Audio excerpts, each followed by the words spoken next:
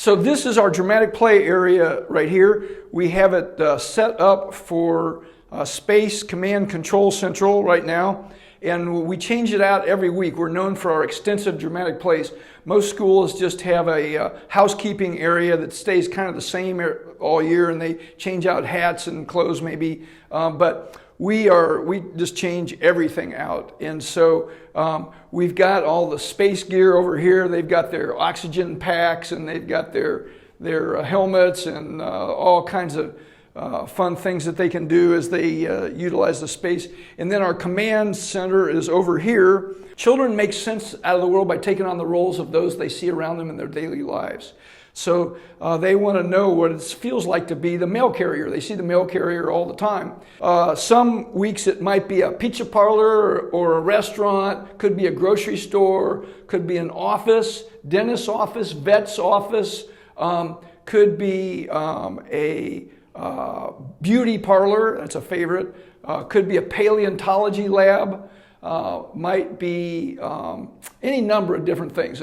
Sometimes we study different cultures. It might be a Japanese house, and we'd have little low tables here, and they'd sit on pillows, take their shoes off before they come in over there at the side.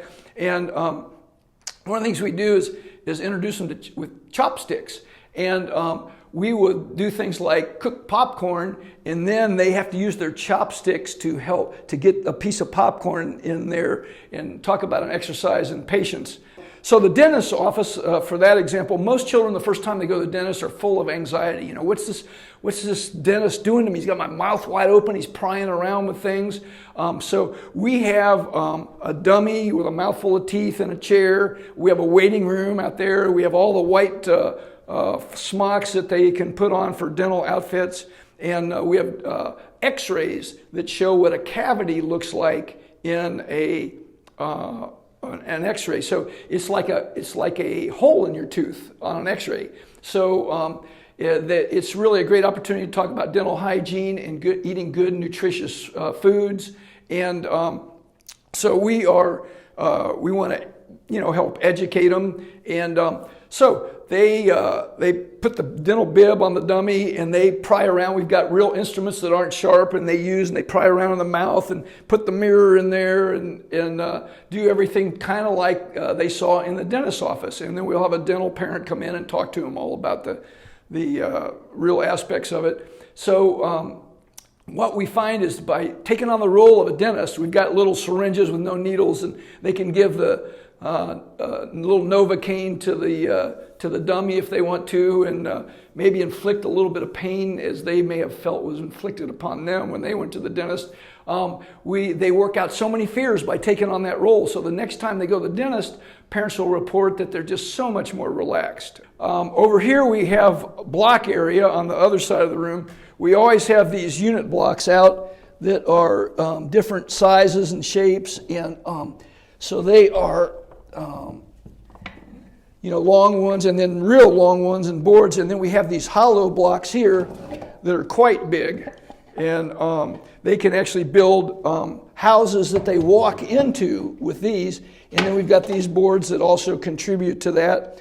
Children love to build, and so we give them lots of opportunities. And it's interesting, when children first come to the Acorn when they're around 3, they're participating in what's called parallel play.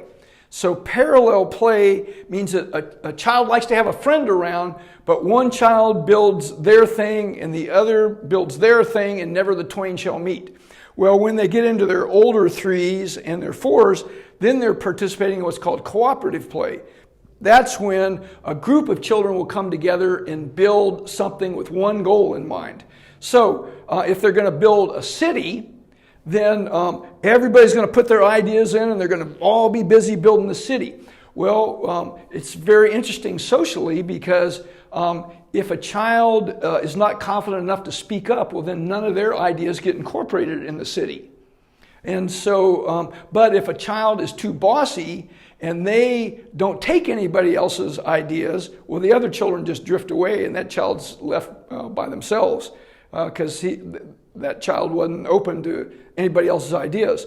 So it's very interesting, and you always hear that children learn through play. Well, it's very true. I mean, when they build a structure that's pretty high, well, they have to know what makes a solid foundation. They learn some good, different, basic engineering, if you will. So they learn about how you can make a trestle or a bridge go, or how you can do just lots of different concepts just from playing with blocks. Here's a sensory table, and you can put water in here, or you can have, we put mud in there, and they can see what kind of bugs are involved in there. Sometimes we bring in worms, and have worms in the packed into the worm media, and every time it's the girls that love the worms the best. The girls every time. Anyway, this one's pretty cool. This is set up for outer space. Got all these outer space figures and kind of a moonscape there. And so again, it's just an opportunity. We talk about the solar system and planets and the moon and different things that we've learned about that, and the children are always fascinated.